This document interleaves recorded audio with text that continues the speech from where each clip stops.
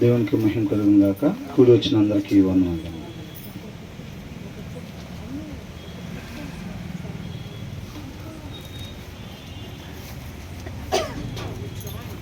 సామెతలు 14వ అధ్యాయం 29వ వచనం వరకు అయిపోయింది. 29లో ఏం చూసాం? వివేకం కలిగిన వాళ్ళు ఎలా ఉంటారంట? దీర్ఘశాంతంగా ఉంటారు. ఆలోచించి ఏం చేయాలో, ఏం మాట్లాడాలో ఆ రీతిగా మాత్రమే ఉండేవారుగా ఉంటారు. వివేకం లేకపోతే క్విక్ టెంపర్డ్ అని ఉంది, అంటే ఇమ్మీడియట్గా డెసిషన్స్ తీసుకుంటారు. అక్కడ ఉన్న పరిస్థితిని బట్టి మనం ఏం చేస్తే బాగుండిద్ది అనేది ఏది వాక్యానుసారమో మనం ఆలోచించుకొని ఏం చేస్తాం? తొందరపాటు నిర్ణయాలు తీసుకుంటాం అన్నమాట. తొందరపాటు మాటలు మాట్లాడుతూ ఉంటాం అన్నమాట. కాబట్టి వివేకం కలిగి ఉండే వాళ్ళు అలాగా చేయరు. అంటే ఈ వచనం ద్వారా మనం ఏం నేర్చుకుంటున్నాం? మనం ఎలాగ ఉండాలంటే తొందరపాటు నిర్ణయాలు తీసుకోవాలా? తొందరపాటు నిర్ణయాలు తీసుకోకూడదు. మనం ఓర్పు కలిగి ఉండాలి, సహనం కలిగి ఉండాలన్నమాట. Who ever is patient has great understanding అని అంటున్నారు. ఎవరైతే ఓర్పుగా ఉంటారో అంతవరకు రక్షణ కలిగి ఉండాలి. చాలామందికి ఏమనిపించింది అంటే, బాప్తిసం తీసుకున్నాం, సంవత్సరం ఉన్నాము, దేవుడు వచ్చేస్తే బాగుండు, తొందరగా వెళ్ళిపోవచ్చు అని అనుకుంటూ ఉంటారు చాలామంది. అవునా? ఇంకెంతకాలం ఉండాలో అని అనుకుంటూ ఉంటారు అన్నమాట. చాలా కష్టంగా భావించుకుంటూ ఉంటారు. కాబట్టి అంతవరకు రక్షణ కలిగి ఉండాలి. అంటే దానికి మనం ఓర్పు కలిగి ఉండాలి, ఓర్పుగా సహనంగా ఉండాలన్నమాట. అది వివేకం కలిగి ఉన్న వాళ్ళకి మాత్రమే సాధ్యం అది. అవునా? సోమరులు ఏం చేస్తారు? మరి ఆ వివేకం ఎక్కడి నుంచి వచ్చింది మనకి?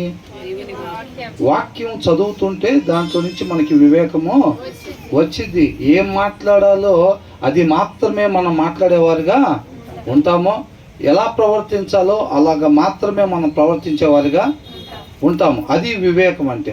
చాలామంది ఏం చేస్తారంటే వాక్యం తీసి చదవరు, బైబిల్ తీసి చదవరు, కానీ ఏం ఆశిస్తూ ఉంటారు? నేను మాట్లాడితే అసలు యేసయ్య మాట్లాడినట్టుగా ఉండాలి, నా ప్రవర్తన యేసయ్య ప్రవర్తనలాగా ఉండాలి, తగిన సమయంలో ఏ రీతిగా ప్రవర్తించాలో నేను ఆ రీతిగా మాత్రమే నేను ప్రవర్తించేవాడిగా ఉండాలి అని ఆశపడుతూ ఉంటారు. కాకపోతే వాక్యం మాత్రం చదవరు. వాక్యం చదవని వాళ్ళ దగ్గర ఏముండదు? వివేకం ఉండదు. వివేకం లేకపోతే వాళ్ళు అనుకున్నట్టుగానే చక్కగా మాట్లాడాల్సిన మాటలే మాట్లాడతారా? మాట్లాడరు. ఉండాల్సిన రీతికి మాత్రమే ఉంటారా? ఉండరు. కానీ ఆశ మాత్రం పడుతూ ఉంటారు. అవివేక్ ఏం చేస్తారంట? అవివేక్ అంట జ్ఞానం కొరకు ఆశపడుతూ ఉంటాడంట, కానీ వాళ్ళకి ఏమీ దొరకదని ఉంది. అవునా? వాళ్ళు ఏం చేస్తారంటే వాక్యం చదవరు. రోజు మొత్తం 24 గంటల్లో కనీసం 1 గంట కూడా వాక్యం తీసి చదవరు. కానీ నాకంటూ ఒక టైం వచ్చింది, నేను కూడా ఒక దినాన పెద్ద పాస్టర్ గారుగా, లేదా పెద్ద సింగర్గా, లేదా పెద్ద ప్రార్థనా పరురాలుగా నేను అయిపోతా. నేను రాత్రికి రాత్రి అని చెప్పాలి కలలు గంటూ ఉంటారనమాట. అయిపోతారా? అయిపోరు. అయిపోతారు. అయిపోతారు వాళ్ళు అయిపోతారు అంతే తప్ప వాళ్ళు అనుకునేది అయిపోరు, వాళ్ళు అయిపోతారు అంతే. అవును కదా? కాబట్టి మనం ఏం చేయాలని అంటే ఓర్పుగా, సహనంగా, మనకు ఆ వివేకము ఉంటేనే ఆ క్రీస్తులో ఉండే ఓర్పు మనకి వచ్చిద్ది. కాబట్టి ఆ వివేకం కావాలి అని అంటే మనం వాక్యాన్ని చదవాలన్నమాట. వాక్యం చదవకపోతే నువ్వు ఎంతో శాంతంగా ఉండాలి, ఆలోచించి చెయ్యాలని మనం అనుకున్నప్పటికీ కూడా ఏం జరిగిద్దంట? ఆటోమేటిక్గానే షార్ట్ టెంపర్ డెసిషన్స్ తీసుకుంటాం అంతే. అనుకోవటం మాత్రం చాలా జ్ఞానిలాగా ఉండాలి, వివేకంగా మాట్లాడాలి అని అనుకుంటాం అంతే. కానీ ఏం జరిగిద్ది అక్కడ? వివేకం లేకుండానే మాట్లాడేస్తూ ఉంటాం, క్విక్ డెసిషన్స్ తీసుకుంటాం అనమాట. అలా ఉండకూడదు అని అంటున్నాడు. కాబట్టి మనం వివేకం కలిగి ఉంటేనే ఓర్పు కలిగి ఉంటాం. తర్వాత ఏమంటున్నారు? 30వ వచనమా? సాత్వికమైన మనసు శరీరమునకు జీవము. ఎలా ఉంటుందంట? ఇప్పుడు ఇందాక 29లో 2 చూసాం. ముంగోపి అని అంటే అవివేకి. ఇప్పుడు వివేకం కలిగిన వాళ్ళు ఓర్పు కలిగి ఉంటారంట. ముంగోపి ఎలా ఉంటాడంట? అవివేకి. వివేకం లేని వాళ్ళు ఏం చేస్తారంటే షార్ట్ టెంపర్ డెసిషన్స్ తీసుకొని దారి మళ్ళీపోతూ ఉంటారు. అంతేనా కదా? అది 29 చూసాం. 30 ఏంటంట? సాత్వికమైన మనసు శరీరమునకు జీవము. శరీరానికి ఏమి ఇచ్చిద్దంట? మనం నిరీక్షణ ఏంటి అసలు? నిత్య జీవం. మనం ఏం పోగొట్టుకున్నాం? జీవాన్ని పోగొట్టుకున్నాం. దానికోసం వెతుకుతున్నాం. అవునా? నేనే మార్గం, సత్యం, జీవం అన్నాడు. మనం జీవాన్ని పోగొట్టుకొని మన నిత్య జీవాన్ని ఎతుకుతూ ఉన్నాం అన్నమాట నిరీక్షణగా. అది ఎలా వచ్చిందంట? ఏ హార్ట్ ఎట్ పీస్ అని అంటున్నాడు. ఈ హృదయంలో నెమ్మది ఎక్కడి నుంచి వచ్చింది? వాక్యం కలిగి ఉన్న హృదయంలో నెమ్మది ఉండిద్ది అనమాట. అవునా?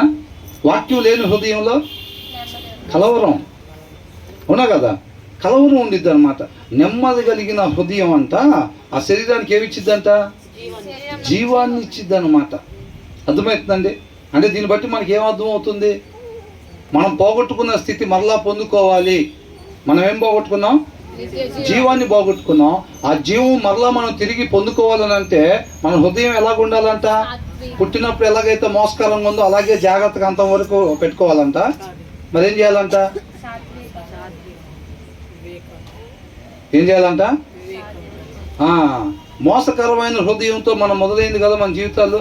అది చివరి దాకా జాగ్రత్తగా అట్లాగే అట్టు పెట్టుకోవాలంట. మరేం చేయాలి?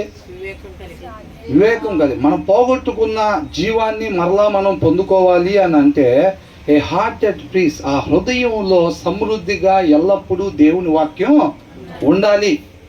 ఆ నెమ్మదిని కలిగించే దేవుని వాక్యం ఎప్పుడైతే మన హృదయంలో నిత్యం సమృద్ధిగా బుద్ధిగల కన్యకల దగ్గర ఆ నూనె రీతిగా ఉందో మన హృదయంలో దేవుని వాక్యం ఎప్పుడైతే అలా ఉంటుందో అప్పుడే మనం శరీరం జీవాన్ని పొందుకునేది అని అంటున్నాడు. A heart at peace gives life to the body అని అంటే ఆ హార్ట్లో పీస్ లేదనుకోండి, మరి ఇప్పుడు ఆ శరీరానికి జీవం వచ్చిద్దా? మరి ఎంతమంది జీవం కావాలనుకుంటున్నారు? అంటే ఏం చేయాలంట? ఆ హృదయంలో ఎల్లప్పుడూ దేవుని వాక్యం బుద్ధిగల కన్యకల దగ్గర నూనె ఏ రీతిగా ఉందో ఆ రీతిగా హృదయంలో సమృద్ధిగా దేవుని వాక్యం ఎల్లప్పుడూ ఉండాలి. అవునా? బుద్ధి లేని కన్యకల్లాగా కొంతకాలం బుధవారం, శుక్రవారం, ఈ మధ్య మంగళవారం కూడా పెట్టుకొని ఆదివారం పెట్టుకొని మిగతా టైంలో పెట్టుకోలేదు అనుకోండి, బుద్ధి లేని కన్యకల్లాగా ఏమైపోతాం?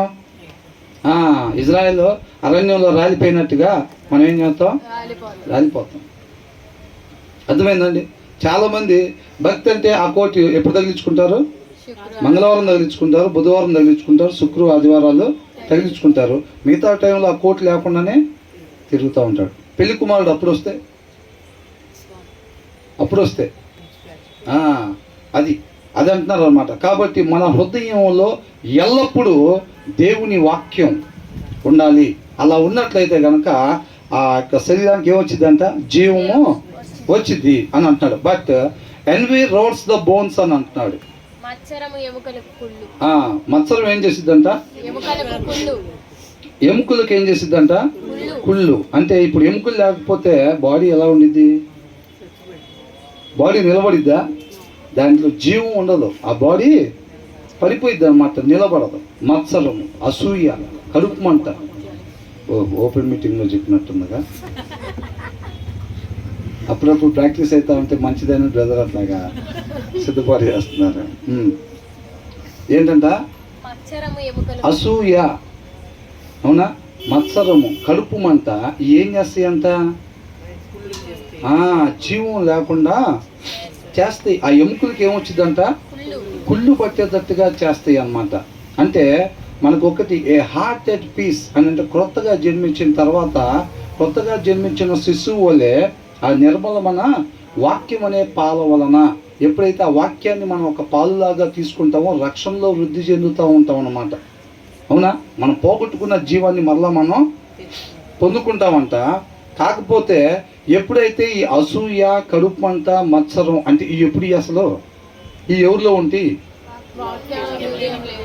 ఇప్పుడు ఎవరంటే వాక్యంలో నాటబడి ఉండకుండా ఉంటారు చూసారండి. లోకంలో నాటబడి ఉంటారు చూసారా? వాళ్ళ దగ్గర ఉండే గుణలక్షణాలు.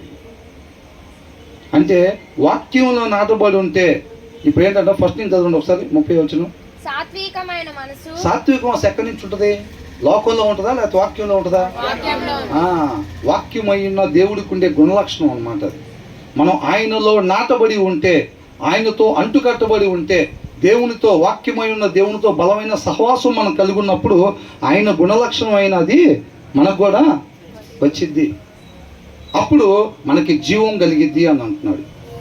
అలా లేకుండా లోకంలో నాటబడి ఉన్నాం అంటే, క్రైస్తవులు అయినప్పటికీ కూడా బాప్తీసం తీసుకుని 5-10 సంవత్సరాలు అయినా వాక్యం చదవకుండా కానీ మనం ఉంటున్నట్టయితే కనుక మనలో ఏముంటుంది? పాత లక్షణాలు. అవునా? అసూయ, మత్సరము, కడుపు మంట, ఇవన్నీ ఉంటాయి. అవి ఏం చేసిద్దంట? ఆ ఎముకలకి ఏం చేస్తాయంట? ఈ కుళ్ళు అంట, అంటే క్యాన్సర్ లాగా పట్టుకుంటాయి. అర్థమవుతుందండి? ఇక అది శరీరం జీవించడానికి అవకాశం ఉందా? లేదు. జీవం లేకుండా చేస్తాయి అన్నమాట. ఏది? ఈ లక్షణాలు. అవునా? ఏది? ఈ అసూయ, కడుపు మంట, ఇవి ఉంటాయి. చూసాను చాలామంది క్రైస్తవులుగానే ఎన్నో సంవత్సరాల నుంచి కొనసాగుతూ ఉంటారు. లోపల మాత్రమే లాకర్లో జాగ్రత్తగా అలాగే ఉంటాయి అన్నమాట. అవునా? రేపు వెళ్ళేది నిత్య జీవంకేగా బ్రదర్ అంటారు, చూసారా? అట్లాగా ఇక కష్టం అండి, 1 గంటే ఉండేదంటే ఏమంటారు? అయ్యా ఇంకా గంట తర్వాత నిత్య జీవనకేగా అని అనుకుంటారు. అవునా కదా? మరి అసూయ, మత్సరం, కడుపు మంట ఇవన్నీ ఉన్న వాళ్ళు ఎక్కడికి వెళ్తారు? వీళ్ళకి చోటు లేదంట అక్కడ నిత్య జీవంలో. అవునా కదా? కాబట్టి మనం ఈ వచనం ద్వారా ఏం తెలుసుకుంటున్నాం? మన హృదయంలో ఎల్లప్పుడూ దేవుని వాక్యము కలిగి, నెమ్మది కలిగి, సాత్వికం కలిగి మనం ఉన్నట్టయితే మనం పోగొట్టుకున్న జీవాన్ని మరలా మనం పొందుకుంటాము అని అంటున్నాడు. అలా కాకుండా లోకంలో కానీ నాటబడినట్టయితే అని అంటే, వాక్యం లేని హృదయంగా మన హృదయాన్ని ఉంచుకున్నట్టయితే కనుక అదేమైందంట? మన ఎముకలు ఏమవుతాయి? కుళ్ళు పట్టిపోతాయి, జీవాన్ని పొందుకోలేకుండా ఉంటాము అని అంటున్నాడు. తర్వాత ఏముంది? దరిద్రుని బాధించువాడు వాని సృష్టికర్తను నిందించువాడు. దరిద్రుని బాధించువాడు. ఓల్డ్ టెస్టిమెంట్ లో దరిద్రుడు అంటే ఎవరు? పేదవాడు. అవునా? ఏమనుంది? హూ ఎవర్ అప్రెసెస్ ద పూర్ అని అంటున్నాడు. అర్థమైందండి? ఈ లోకంలో ఏం చేస్తారు? మనం ఎప్పుడు మాట్లాడుకునేదే గొప్ప గొప్పలతో సహవాసం చేయాలని ఆశపడతా ఉంటారు. మన లైన్లో ఎవరికైనా పెద్ద కారు ఉందనుకోండి, ఆ అన్నతో సహవాసం ఎట్లయినా చేయాలి. అన్న నాకు బాగా తెలుసు. అవునా? సర్పంచ్ గారు నాకు బాగా తెలుసు. బాగా పేరున్న వాళ్ళు ఉన్నా, డబ్బులు ఉన్న వాళ్ళు ఉన్నా, ఇలాంటి వాళ్ళతో సహవాసం చేద్దాం అనుకుంటారు. అదే మనకి 2 ఇళ్ళు పక్కన పేదవాళ్ళు ఉన్నారనుకోండి, తినటానికి లేని వాళ్ళు, మన డ్యూటీకి వెళ్ళి వచ్చిన తర్వాత ఒక అరగంట సేపు వాళ్ళ దగ్గర కూర్చొని ఎలా ఉంటుంది, ఆరోగ్యం ఎలా ఉంటుంది, మరి స్థితిగతులు ఎలా ఉంటుంది, పరిస్థితులు ఎలా ఉంటుంది, ఇంట్లో ఏమన్నా అడుగుతామా? ఎవరన్నా ఇష్టపడతారు అట్లాగా? ఎందుకని? ఎవరు అలాగ ఉండలేరు అసలు. వాక్యం లేని వాళ్ళు, వాక్యంలో నాటబడి ఉన్న వాళ్ళు ఆ ఆలోచన ఉండదు. అర్థమవుతుందండి? దావీదు మొత్తం దాచుకుందామని చూస్తున్నాడా? వాళ్ళ మీద వీళ్ళ మీద యుద్ధానికి వెళ్ళి వచ్చింది మొత్తం దాచుకొని సొలొమోన్ లాగా గొప్ప పేరు, డబ్బు ఇవన్నీ సంపాదించాలనుకున్నాడా? ఏమనుకుంటున్నాడు? పేదవాళ్ళకి ఎక్కడెక్కడ పేదవాళ్ళు ఉన్నారు, అర్హులు ఎక్కడెక్కడ ఉన్నారు, అవసరతల్లో ఎక్కడెక్కడ ఉన్నారో వాళ్ళ లిస్టు తయారు చేయమని వీళ్ళు యుద్ధంలో గెలుచుకుని వచ్చింది మొత్తం అంట. ఆ అర్హులు ఎవరైతే మన కాలనీలో పేదవాళ్ళు ఎవరైతే ఉన్నారో వాళ్ళ లిస్టు తయారు చేసుకొని ఆ వచ్చిందాన్ని డివైడెడ్ బై చేసి ఎవరి కానుకలకి పంపించేస్తూ ఉన్నారు. ఒకటే జీవితం అద్భుతంగా ఉపయోగించుకున్నాడు అవకాశాన్ని. అవునా? మరి మన పరిస్థితులు ఎలా ఉన్నాయి? ఆయన కృపను బట్టి అదే విషయాన్ని మనకు కూడా తెలియపరుస్తూ ఉన్నాడు. మన హృదయం మీద కూడా రాస్తున్నాడు అయ్యే వాక్యాన్ని. లోపడటానికి సిద్ధపడుతున్నామా? అది చెక్ చేసుకోవాలి. మన చూపు ఎక్కడుంది? గొప్ప గొప్ప వాళ్ళ మీద ఉందా, లేకపోతే పేదవాళ్ళ మీద ఉందా? కనుక్కుంటున్నామా? మనకు ప్రమోషన్స్ వచ్చినాయి, అవసరతానికి మించి మనకి జీతం వస్తుంది, డబ్బులు వస్తున్నాయి. అవునా? మరి ఆ డబ్బుల్ని ఏం చేద్దాం అనుకుంటున్నాం? ఎవరెవరు అవసరతలో ఉన్నారో వాళ్ళని ఎతికే ఆలోచన ఉందా? కనీసం ఆశ ఉందా? అది చెక్ చేసుకోవాలన్నమాట మనం. అర్థమవుతుందండి? ఎవరైతే వాళ్ళతో ఏం గడుపుతాం రా, వాళ్ళతో ఎందుకు రా ఫ్రెండ్షిప్ చేస్తున్నావు, ఆ అబ్బాయితో ఎందుకు తిరుగుతున్నావు, వాళ్ళకి తినటానికే సరిగ్గా ఉండదైతే ఏంటంటే ఏముండదా? తినటానికి సరిగ్గా ఉండదంట. ఆ అబ్బాయితో ఫ్రెండ్షిప్ ఎందుకు చేస్తున్నావు? అదే పెద్ద పెద్ద వాళ్ళతో కారులో దిగుతుంటే, అబ్బాయి ఇంటి ముందు కారులో దిగుతుంటే వెరీ గుడ్ రా, వాడు అక్కడ ఏం చేసి వచ్చాడో మనకు అనవసరమా, అబ్బాయి మాత్రం పెద్ద పెద్ద వాళ్ళతో తిరుగుతున్నాడు చక్కగా, మా వాడు కూడా ఏదో ఒక రోజు అంత పెద్దవాడు అవుతాడు. అట్లా కాచిపడుతున్నారు అన్నమాట. అవునా? అట్లా ఎవరైతే ఉంటున్నారో పేదవాళ్ళని చిన్న చూపు, అణిచివేసేవారుగా, దూరం పెట్టేవాళ్ళుగా, అసహించుకునే వాళ్ళుగా ఎవరైతే ఉంటున్నారో వాళ్ళని తయారు చేసిన సృష్టికర్తనంట తిరస్కరించేవారుగా ఉంటున్నారు అని అంటున్నాడు. అర్థమవుతుందండి? అంటే మనం ఎలా ఉండమంటున్నారు? ఏమనుంది? దరిద్రుని బాధించువాడు బాధించువాడు వాని సృష్టికర్తను నిందించువాడు. వాని సృష్టికర్తను. అర్థమవుతుందండి? వాళ్ళని తయారు చేసింది ఎవరు? దేవుడు. మనల్ని తయారు చేసిన ఆయనే. అవునా కదా? మనల్ని తయారు చేసిన ఆయనే వాళ్ళని కూడా తయారు చేసింది. వాళ్ళని ఎప్పుడైతే దూరం పెడతామో, వాళ్ళతో సమయం గడపడానికి మనం ఇష్టపడట్లేదు, ఆ ఆలోచనలు రావట్లేదు, ఆ ఆశ రావట్లేదు, అప్పుడంట వాళ్ళ సృష్టికర్తను అంతా మనం దూరపరిచేవారుగా, ఏహ్య భావంతో చూసేవారుగా, తిరస్కరించేవారుగా, అవమానపరిచేవారుగా మనం ఉంటున్నాము. వాళ్ళని తయారు చేసిన ఆయన మనం తయారు చేసిన ఆయన వేరా? కాదు. ఎప్పుడైతే మనం వాళ్ళని దూరంగా ఉంచుతున్నామో, చిన్న చూపు చూస్తున్నామో, పెద్దోళ్ళు రాగానే, కార్లో రాగానే బ్రదర్ రండి పెద్ద కుర్చీ వేసామనుకోండి, వాళ్ళు ఏదో పాపం ఏమి సైకిల్ కూడా లేకుండా ఎక్కడి నుంచో నడుచుకుంటూ వచ్చామనంటే అయితే ఆ మూల మీద కూర్చోండి అంటే, అవునా? అట్లాంటిది మనకి వద్దు. లోకంలో చాలా చోట్ల ఇలాంటివి మనకి స్పష్టంగా కనబడుతూ ఉంటాయి. వాక్య సారాంశం సత్యం, ఆ సత్యం మనల్ని స్వతంత్రం చేసిద్ది. అట్లనమాట. ఏమి లేకుండా ఉన్నావా, బాధపడబా, కేసే దగ్గరికి రా, ఫస్ట్ నెలలో సైకిల్ కొనుక్కుంటావు, వచ్చే నెల బండి గ్యారెంటీ. ఏంటంట? ఈ నెల అయితే సైకిల్, వచ్చే నెల బండి గ్యారెంటీ, ఆ పై వచ్చే నెలలో కారు. కావాలంటే మన సంఘంలో ఒక ఆయన ఉన్నాడు, సాక్ష్యం చెప్తాడు, చెప్పి ఆయన పిలుస్తారు. ఆయన వచ్చి అట్లాగే చెప్తాడు, ఏమి లేకుండా వచ్చామండి, నిజంగా ఇక్కడికి వచ్చి మేము కానుకలు వేసిన తర్వాత కొండపైన ఇల్లు కొనుక్కున్నాం. అవునా? అది అట్లని చెప్తూ ఉంటారు. కాబట్టి మనం సత్యం చేసుకో. వాక్యం చదవలేదనుకోండి, అక్కడ పోయిన తర్వాత వాళ్ళు ఏది చెప్తే దాన్ని లోపల ముద్ర వేసుకుంటూ ఉంటాం. అవునా కదా? కాబట్టి జాగ్రత్త కలిగి మన ధ్యాస ఎక్కడుంది, మన చూపు ఎక్కడుంది, ఎవరెవరి గురించి తెలుసుకుందాం అనుకుంటున్నాం. ఇవాళ సినిమా యాక్టర్లు వాళ్ళు ఏం తింటారో తెలుసా అని హెడ్డింగ్ పెడితే దాన్ని ఖచ్చితంగా క్లిక్ చేసి ఆయన ఏం తింటాడో, ఏం తాగుతాడో, ఎక్కడ పడుకుంటాడో, అసలు ఎలా నడుస్తాడో, ఎలా కూర్చుంటాడో, ఎంత ఆసక్తి అసలు సినిమాల్లో కనపడేవాళ్ళు. అవునా? అదే ఎవరన్నా అక్క అసలు మొన్నకి తినడానికి సరిగ్గా లేదక్క అంటే వినబుద్ధి అవుతుందా? పెద్ద పెద్దవాళ్ళు, ముఖ్యమంత్రులు, ప్రధానమంత్రులు ఏం తింటారో తెలుసా అని అంటే ఎమ్మటే క్లిక్ చేసి వాళ్ళ గురించి తెలుసుకోవాలని ఆశ. వాళ్ళ జీవితంలో ఎలా ఉంటున్నారు, ఎంత లగ్జరీగా ఉంటున్నారు, కుదిరితే మనకు కూడా అలాంటివి రావాలని. నీ నోటితో ఏది పలుకుతావో అది జరిగిద్దే అని అంటారు. జరిగిద్దా? మన ఇష్టం వచ్చినట్టు మనం ఉండి నోటితో పలుకుంటే సరిపోయిద్దా? సరిపోదు. ఇచ్చేవాడు ఆయన. మీరు పాడే పాటలు కూడా నా దగ్గరికి రమ్మంటున్నాడు. ఆయన మాట ప్రకారం ఉండకపోతే నువ్వు 10 పాడు, 100 పాడు, ఎంత చక్కగా పాడు. అవునా? అర్పణలో ప్రాబ్లం కాదు, పాట ప్రాబ్లం కాదు, ప్రార్థన ప్రాబ్లం కాదు, మనమే ప్రాబ్లంగా ఉండకూడదు. మనం ప్రాబ్లంగా ఉంటే మనం పాడినా, ప్రార్థన చేసినా, ఏది చెప్పినా కానీ ఆయన దగ్గరికి వెళ్ళదో. అది చూసుకోవాలి. అర్థమైందా? బయట ఉండాల్సిన రీతిగా ఉండి ఇక్కడికి వచ్చి ఒక పావు గంట ప్రార్థన చేస్తే, ఓ 10,000 కానికేస్తే ఆయన ఇదయ్యేవాడు కాదు. అది చూసుకోవాలి మనం. కాబట్టి మన దృష్టి ఎక్కడుంది, మన కాలనీలో, మన దేవుడు ఈ కాలనీలో ఉంచాడు అని అంటే మన చుట్టుపక్కల ఎవరైతే అవసరతల్లో ఉంటున్నారో వాళ్ళ మీద ధ్యాస ఉందో లేదో చెక్ చేసుకోవాలని. అవకాశాన్ని వదిలిపెట్టుకోవద్దు. మన స్తోమతలో ఏదైతే ఉందో ఆ స్తోమత తగ్గట్టుగా ఒకరికో లేదా ఇద్దరికో ముగ్గురికి దేవుడిచ్చిన దాన్ని బట్టి మనం సహాయం చేసేవారుగా, ఒక మంచి మాదిరిగా ఎప్పుడూ మాటలు చెప్పటమే కాదు. మన దగ్గర బ్రహ్మాండంగా డబ్బులు ఉంచుకొని పక్కన వాళ్ళు తినడానికి లేదంటే ప్రార్థన చేస్తాను అక్క అంటాం కాదు. ఫస్ట్ ఏం చేయాలంట? ఇమ్మీడియట్గా తీసుకునేది వాళ్ళకి ఆహారాన్ని పెట్టాలి. అది ఊరికనే మనం దాచుకొని దేవుడు మమ్మల్ని ఆశీర్వదించాడండి, మేము సేవలోకి రాకముందు ఏమి లేదు, ఇవాళ పెద్ద కారు ఇచ్చాడు, దేవుడు మమ్మల్ని ఆశీర్వదించాడు, మీరు కూడా నమ్ముకోండి, నేను కూడా ప్రార్థన చేస్తాను, మిమ్మల్ని కూడా ఆశీర్వదిస్తాడని చెప్పటం కాదు. మన దగ్గర ఉన్న తీసుకుని వెళ్ళి అది క్రియలు లేని విశ్వాసం అంటారు, నూతం అంట, అది ఫలించేది కాదు అని అంటున్నాడు. ఉట్టికి నేను నమ్ముకోవటం కాదు, ఆ క్రియలో మనం ఆయన్ని పోలి జీవించటం అని అంటే ఆయనలాగా బ్రదర్ అన్నట్టుగా నడవటం కాదు, ఆయనలాగా కూర్చోటం కాదు, జుట్టు పెంచుకోవటం కాదు. త్రిత్వం అయి ఉన్న దేవుడు, ముగ్గురు వేరువేరుగా ఉన్న వాళ్ళ వ్యక్తిత్వం ఒకటే. మనందరికీ ఏమైందంట? ఇటు చూస్తారా?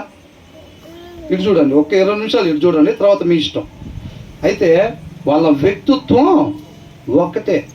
ఒక్కొక్కరికి ఒక్కొక్క వ్యక్తిత్వం ఉండిద్ది, కానీ తండ్రి, కుమార, పరిశుద్ధాత్మకి ఎన్ని వ్యక్తిత్వాలు ఉంటాయంట?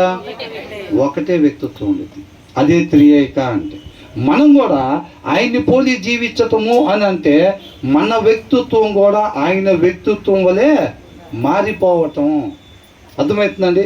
క్రీస్తు వలె జీవించటం అంటే మన పోలిక కూడా ఆయన పోలిక వలె, అంటే ఆయన వ్యక్తిత్వం వలె మారిపోవటం అన్నమాట. ఆ తర్వాత ఏమంటున్నాడు?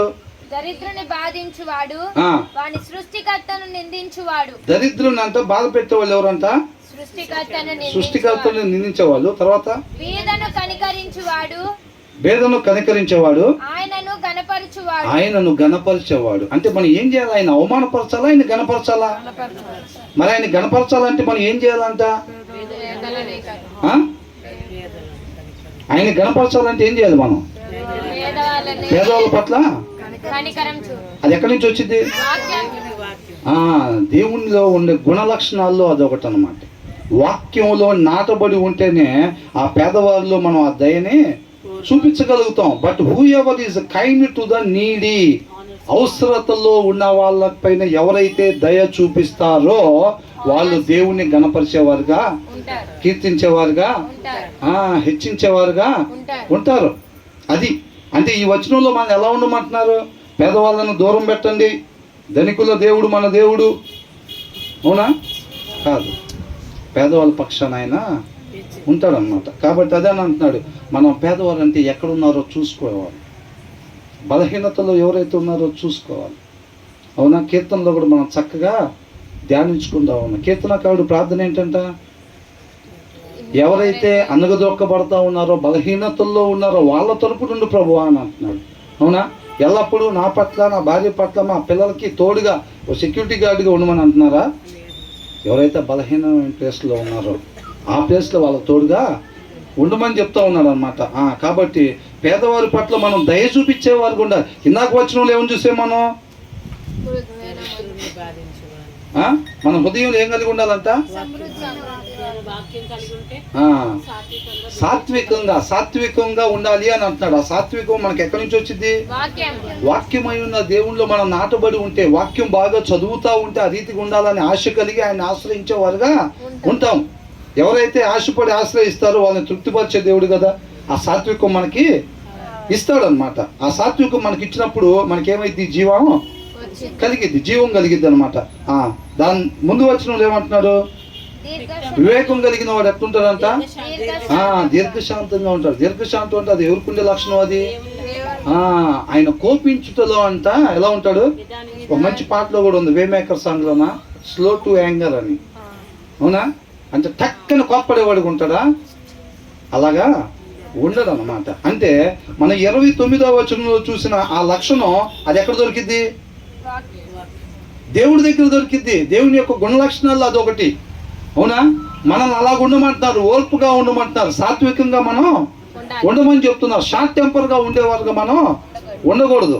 కాబట్టి మనం వాక్యంలో నాటబడి ఉన్నట్లయితే ఆ సాత్వికత మనలోకి వచ్చింది.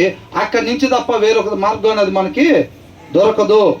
బైబిల్ తీసి అల్మార్లోనే పెట్టి వేరే దగ్గర నుంచి సాత్వికం తెచ్చుకోవడానికి ప్రయత్నం చేస్తే ఆ ప్రయాస వ్యర్థము. కాబట్టి 29వ వచనంలో దేవుడు ఏదైతే చెప్తున్నాడో ఆ రీతిగా మనం ఉండాలి అని అంటే వాక్యం చదవాలి. 30వ వచనంలో ఏం కావాలంట? సాత్వికం మనకి కావాలి. అది కావాలంటే ఎక్కడి నుంచి వచ్చింది?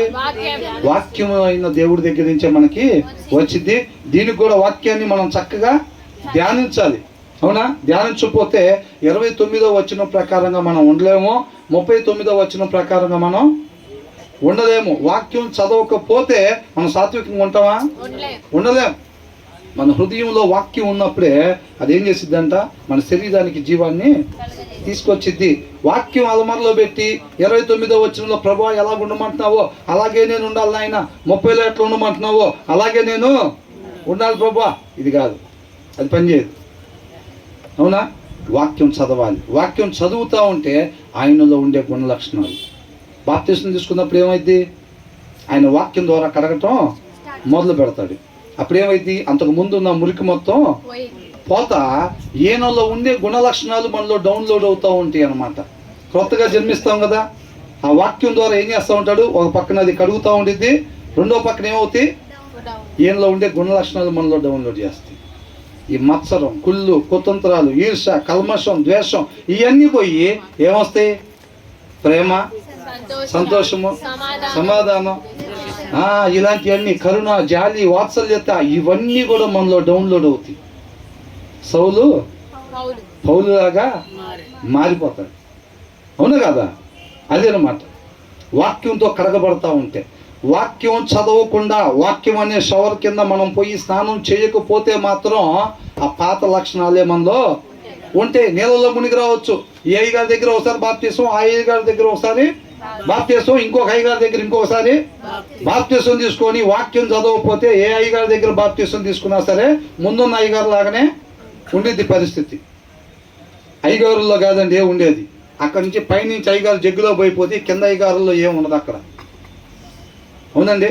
ఎక్కడ ఉండే అయ్యగారులు అందరూ కూడా మట్టి అయ్యగారులు. ఎవరు? మట్టి. అక్కడి నుంచి రాకపోతే ఏముండదు ఇక్కడ. అవునా? ఎవరైనా ఒకటే. ఎంత పెద్ద దైవజనుడైనా సరే, మోషే అంతటి వాడు కూడా ఏమనుకున్నావు? నిన్ను పంపించేవాడిని నేను, నువ్వు అక్కడికి వెళ్ళి నేను చెప్పినప్పుడు ఆ నీళ్ళలో నీ కర్ర పెట్టమని చెప్పాడు. ఆయన చెప్పినప్పుడు పెడితే ఏమైంది? మోసే చాలాసార్లు అదే కర్ర తీసుకునేది గొర్రెలు కాసినా లేదా? మరి చెట్లు తగిలాడు, నీళ్ళల్లో పెట్టాడు, మొత్తం రక్తంగా మారిపోయినాయా? మరి అక్కడ ఎందుకు మారుతాయి అంటే పవర్ మోసేలో ఉందా? కర్రలో ఉందా? ఎక్కడుంది? అక్కడి నుంచి. అవునా? అప్పుడైనా ఇప్పుడైనా అయ్యగారులు అందరూ కూడా ఒకటే. అక్కడి నుంచి రాకపోతే ఏది లేదు. కాబట్టి చూపు ఎవరికి వెళ్ళి ఉండాలి? అక్కడికి. ఎక్కడి నుంచి వస్తున్న పవర్ అక్కడి నుంచి ఉండాలి తప్ప ఈ మట్టి పాత్రల మీద కాదు. మోసపోతారు. అవునా కదా? అక్కడ చూపు అటువైపే ఉండాలి. తర్వాత ఏమంటున్నాడు? కాబట్టి మనం వాక్యాన్ని ధ్యానిస్తా దాంట్లో నాటబడి ఉండకపోతే వాక్యమై ఉన్న దేవునిలో ఉండే గుణ లక్షణాలు మనలోనికి రావు. ఆయన వ్యక్తిత్వం మన వ్యక్తిత్వంగా మారదు. అర్థమవుతుందండి? తత్వమై ఉన్న దేవుడు ఏ రీతిగా ముగ్గురైన ఒకటే వ్యక్తిత్వం కలిగి ఉన్నారో మనం కూడా ఆయన వ్యక్తిత్వం వల్లే మన వ్యక్తిత్వాన్ని మార్చుకోవాలంతే. అంతే తప్ప మంగళవారం, బుధవారం, శుక్ర, శని, ఆదివారాల్లో మాత్రమే మనం భక్తిగా ఉంటే ఉపయోగం ఏమీ లేదు. కాబట్టి ఏమంటాం? తర్వాత 31 ఏముంది? 31 అదేనుంది. మన వాక్యం చదవట్లేదు అనుకోండి, ఏమైద్ది? మన ఇంటి పక్కన కాక పక్కన 2-3 పేదోళ్ళు ఉన్నా వాళ్ళని దాటి వెళ్ళి అవతల ఉన్న ధనికుడు ఇంటి దగ్గర ముచ్చట్లు చెబుతూ ఉంటాం. ఎప్పుడు? వాక్యం చదవకపోతే. అర్థమైందండి? పాస్టర్ గారు వాళ్ళు కూడా ఏం చేస్తారు? లోకంలో నాటబడిన పాస్టర్ గారు వాళ్ళు కూడా ఉంటారు. క్రిస్మస్ వచ్చింది, క్యారల్స్కి వెళ్ళాలి. ఎక్కడి నుంచి? వీళ్ళు 5 రూపాయల కానుకలు ఇచ్చే వాళ్ళని, 10 రూపాయల కానుకలు ఇచ్చే వాళ్ళందరినీ వదిలిపెట్టి 500 కానుకలు ఇచ్చే వాళ్ళ దగ్గర క్యారల్స్ జరుపుతూ ఉంటారు. ఎక్కడ? మన దగ్గర అందరి దగ్గర క్యారల్స్ జరపడానికి సమయం కుదరదు. 100-200 మంది, దాంట్లో మనం ఒక 40 మందిని సెలెక్ట్ చేసాం. ఆ 40 మంది ఎవరంటే ఆ చర్చిలో ఎవరైతే ధనిక విశ్వాసులు ఉన్నారో వాళ్ళ ఇళ్ళ దగ్గర మాత్రం మన క్యారల్స్ని జరుపుతాం.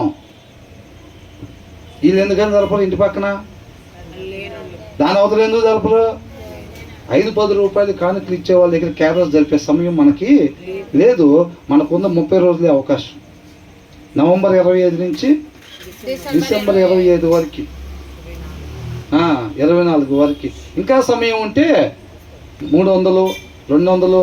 నేను అందరిని కాదండి అంటుంది, లోకంలో నాటబడున్న గురి తప్పిపోయిన వాళ్ళు ఉన్నారా లేదా? అది గొప్ప పేరు తెచ్చుకోవాలి. పెద్ద చర్చి కట్టాలి. ఇట్టి పరిస్థితుల్లో పెద్ద చర్చి అయితేనే ఈరోజు మొత్తాన్ని ఒక్కసారి ఐస్కాంతం లాగినట్టుగా లాగచ్చు. అవునా? అది ఇక్కడున్న చర్చి కన్నా పెద్ద చర్చి కట్టామనుకోండి, వేరేది. ఇక్కడున్న చర్చి అంటే మంద కాదు, అందుకన్నా పెద్ద చర్చి, పెద్ద ఏసీలు, పెద్ద ఆర్భాటం చేసామనుకోండి, ఏమైంది? నిండుతారా? నిండరా? కంపల్సరీగా నిండుతారు. ఎక్కడికి వెళ్తున్నారు? ఎక్కడ మీరు వెళ్ళేది? క్రిస్టియన్సా? అవునండి. ఎక్కడ వెళ్ళేది? ఫెలోషిప్కి. ఆ పోస్టర్లు ఉన్నాయి చూసారా? పెద్దది ఉంది చూసారా మెయిన్ రోడ్డు మీద? ఆ చర్చికి మేము వెళ్ళేది. మామూలు విశ్వాసం కాదు. ఏంటంట? మామూలు విశ్వాసంగా అల్లాటప్ప క్రిస్టియన్స్ అనుకుంటున్నారే మమ్మల్ని చిన్న చూపు చూడటానికి అని అనుకుంటున్నా. నేను అందరిని అంటలేదండి. గురి తప్పిపోయిన వాళ్ళు ఎవరైతే ఉన్నారో, అది ఎవరన్నా కానీ, అవునా, అక్కడ పరిస్థితి అలా ఉంది. 5 రూపాయలు 20 రూపాయలు ఇచ్చే వాళ్ళ దగ్గర క్యారల్స్ జరిపే పరిస్థితి లేదు. వాళ్ళ విశ్వాసులు కాదా? వాళ్ళ విశ్వాసులు కాదా? మరేంటి వాళ్ళు చేసిన తప్పు? విషయం లేదు. మమ్మల్ని ఏం చేయమంటావు? ఆ చివరి లైన్ చివరి డాబా వాళ్ళు చేసినట్టుగా చేయి నువ్వు కూడా ప్రార్థన, ఆశీర్వదిస్తాడు నిన్ను కూడా. వాళ్ళు భయంకరంగా చేస్తారు ప్రార్థన. 3 స్టేట్ బిల్డింగ్ ఇచ్చాడు దేవుడు. అందుకే వాళ్ళకన్నా ముందు నుంచి వచ్చావు ఈ లైన్లో రేకుల షెడ్ వేసుకొని. ఇంకా అట్టగా ఎందుకున్నావు? ప్రార్థన సరిగ్గా చేయట్లా నువ్వు, అంతే. నువ్వు విశ్వాసం బలపడాలి, ప్రార్థనలో బలపడాలి, ఇంకా వాక్యం బాగా చదవాలి. వాళ్ళు భయంకరంగా చదువుతున్నారు కాబట్టి అట్ట అయ్యారు, అంతేనా? కాదు. కాబట్టి ఇక్కడ ఏమంటున్నారు? హూ ఎవర్ అప్రెసెస్ ద పూర్ అని అంటున్నాడు. మనం వాక్యం చదవకపోతే, వాక్యం అయి ఉన్న దేవునిలో మనం నాటబడకపోతే ఆ గుణ లక్షణాలు మనలోకి రావు. పేదవాడి ఇంటి దగ్గర మనం ఆగాలి, మన చూపు ఆగాలి, మన ఆలోచన ఆగాలి, వాళ్ళకి సహాయం చేయాలనే ఆశ కలగాలి అని అంటే మనం వాక్యం అయి ఉన్న క్రీస్తులో నాటబడి ఉండాలి. వాక్యం చదవకుండా ఆశపడి పేదవాళ్ళకి అచ్చంగా బియ్యం బస్తాలు ఎత్తున్నట్టుగా, వస్త్రాలు ఎత్తున్నట్టుగా కళ్ళగనేవాడు ఎవరంటే సోమరి అంటున్నాడు. ఏంటంట? బైబిల్ తీసే పని ఉండదు, కళ్ళు మూస్తే అన్ని కలలే. బెదర్ దగ్గరికి వచ్చి, బెదర్ రాత్రి 100 మంది పేదవాళ్ళకి బియ్యం కట్టలు ఇచ్చినట్టుగా వచ్చింది బెదర్.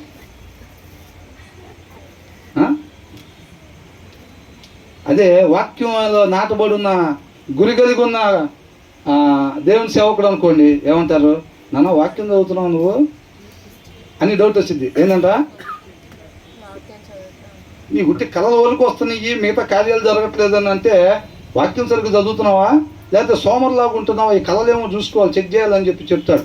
అదే గురి మారిపోయిన దైవజనుడు అనుకో, ఆ కళ వచ్చిందా అయితే నువ్వు తప్పకుండా చేస్తావు. ఏంటంట? తప్పకుండా చేస్తావు అన్నాడు పెద్ద దైవజనుడు. మొన్న ఏమంటున్నాడు?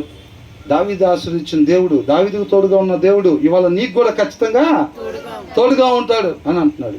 ఎప్పుడు? నువ్వు దావీదులాగా సబ్మిట్ చేసుకుంటే. ఆ మొక్క లేకపోతే ముందు దానికి ఏమీ లేదు, దారి తప్పించేది మనమే. అంటే ఎన్నవాడు ఏమనుకుంటాడు? ఓహో నేను ఎట్లా ఉన్నా సరే దావీదులాగా నన్ను పైకి లేపుతాడు అనుకుంటా, ఎక్కలేని ఎత్తైన స్థలాల్లోకి నన్ను నడుపుతాడు అనుకుంటా. ఎప్పుడు నడుపుతాడో చెప్పాలి, ఎలా ఉంటే నడుపుతాడో చెప్పాలి, అవునా? అది అప్పుడు ఆశ కలిగిన వాళ్ళు ఆ రీతిగా ఉండి ఆ ఆశీర్వాదాన్ని పొందుకుంటారు. అది కాబట్టి ఎలాగుండాలో చెప్పకుండా ఏమి ఇస్తారో క్యాలెండర్లో రాసినట్టుగా చెప్తే వాళ్ళు మోసపోయేవారుగా ఉంటారన్నమాట. కాబట్టి ఏమంటున్నాడు? మనం 29లో చెప్పినట్టుగా ఉండాలన్నా 30లో తండ్రి మాట. ఇది ఎవరి మాట? తండ్రి మాట. మనం పోగొట్టుకున్నాం, దారి తప్పిపోయి ఉన్నాం. ఏదేళ్ళు తండ్రితో పాటు ఉండాల్సిన మనం దారి తప్పిపోయి పాపం చేసి బయటకు వచ్చున్నాం. కాబట్టి మరలా తండ్రి దగ్గరికి చేరాలి అని అంటే, పోగొట్టుకున్న స్థానాన్ని పొందుకోవాలని అంటే మనం ఎలా ఉండాలో తను చెప్తా ఉన్నాడు. తండ్రి అయిన దేవుడు మనకి చెప్తున్నాడు కదా. మనం ఆ రీతిగా ఉండాలి అని అంటే తన కుమారుల్లో నాటబడి ఉండాలి, అంటుకట్టుబడి ఉండాలి, బలమైన సహవాసం కలిగి ఉండాలన్నమాట. వాక్యం చదవకపోతుందా 29లో 30లో 31లో ఉన్నట్టుగా ఉందామని అంటే ఊరికనే కలలుగానే మిగిలిపోతాయి అని అంటున్నాడు. కాబట్టి but whoever is kind to the needy honours God అంటున్నాడు. అవసరతుల్లో ఉన్న వారికి ఎవరైతే దయ చూపిస్తారో, అర్థమవుతుందండి? జీతం వస్తుంది, ఎక్కడికి వెళ్దాం, ఎలా ఖర్చు పెడదాం, ఏమేమి కొందాం, జనాలకి ఏమేమి చూపించుకుందాం, అది కాదు. జీతం ఎల్లుండి రాబోతుందంటే మనకి ఇంతవరకు సరిపోతున్నాయి అవసరతలు, ఇంకా ఇంత డబ్బులు మిగులుతున్నాయి, ఎవరెవరు అవసరతల్లో ఉన్నారో వెతకాలండి మనం, అవునా? అబ్రహాం ఏం చేశాడు? తలుపు కొట్టి ఇంట్లో వచ్చిన వాళ్ళకి భోజనం పెట్టాడా? ఎక్కడ? గుమ్మాలో కూర్చొని ఎత్తుక్కున్నారు. వాళ్ళు గుమ్మాల్లో కూర్చొని ఎత్తుక్కున్నారు. ఆ లైన్లో 20 ఇల్లులు ఉంటే అందరికన్నా ముందు నేను పిలిచి ఆతిథ్యం ఇవ్వాలి అని ఆశపడుతున్నారు వాళ్ళు. నీ ఆశ నా ఆశ ఏమై ఉందో చెక్ చేసుకోవాలి వాళ్ళు, అవునా? వెతకాలి, ఎంత మిగులుతున్నాయో చూసుకోవాలి, ఎవరెవరు అర్హులు ఉన్నారో వాళ్ళకి తీసుకునే సహాయం చేసేవారుగా ఉండాలి. ఇలా చెయ్యాలి అని అంటే మనం వాక్యమై ఉన్న దేవునిలో మనం ఏం చేయాలి? నాటబడి ఉండాలి. తర్వాత ఏమంటున్నారు?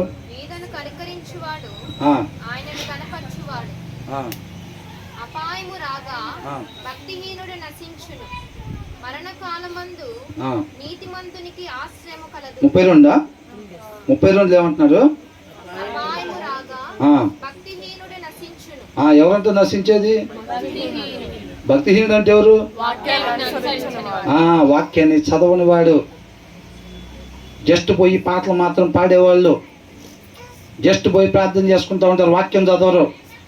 జనాల ముందు మాత్రం భయంకరంగా చేస్తాం, ఇంటికి పోతే వాక్యం బైబిల్ తీసేది ఉండదు. అవునా? వాళ్ళు ఏమవుతారంట? ఎవరైతే వింటారో వాళ్ళేనంట నీతిమంతులు దేవుడి దృష్టికి. ఎవరు నీతిమంతులంట? అనుసరిస్తారో, ఆ మాట అండర్లైన్ చేసుకోవాలి. అవునా? అనుసరిస్తారో వాళ్ళు దేవుడి దృష్టికి నీతిమంతులు అంట. కాబట్టి when calamity comes the wicked are brought down అని అంటున్నాడు. అర్థమవుతుందండి? రేపు రోజున ఉగ్రత దినం రోజున వాళ్ళు ఏమవుతారంట? తొలగిపోతారు, అక్కడి నుంచి ఈడ్చివేయబడతారని ఉంది. అవునా? The wicked is over through this evil doing అని అన్నాడు. త్రూ హిస్ ఈవిల్ డూయింగ్, వాళ్ళు చేసే చెడ్డ కార్యాల వలన వాళ్ళు రేపు రోజున ఏమవుతారంట? నరకానికి ఈడ్చబడతారు వాళ్ళంతే. దేవుడా పంపించేది? దేవుడు పక్షపాత? కొంతమందిని పరలోకాన్ని పంపించి కొంతమంది నరకంలో పంపిస్తాడు, ఇష్టం లేకపోతే, మనం నచ్చపోతే. ఎవరు పంపించారంటే వీళ్ళని అక్కడికి? వాళ్ళే పంపించుకున్నారు. క్లియర్గా రాస్తుంది. ఏమంటారు కొంతమంది? ఒరే, నీకు అక్కడ రాసి పెట్టాడు రా దేవుడు, నాకు ఇక్కడ ప్యాకాడ కాడా రాసి పెట్టాడు రా, అట్ట రాస్తాడా? అట్ట రాయడు. వాళ్ళకు వాళ్ళు ఏం చేస్తారు? వెన్ కలామిటీ కమ్స్, ఇక్కడ ఏమంటున్నాడు? ద విక్డ్ మ్యాన్ అంటే అవివేకి. ఎవరు? అవివేకి. The wicked man is thrown down by his own sin అంటున్నారు. ఏంటంట? తన సొంత అవిధేయత, సొంత పాపము. అవునా?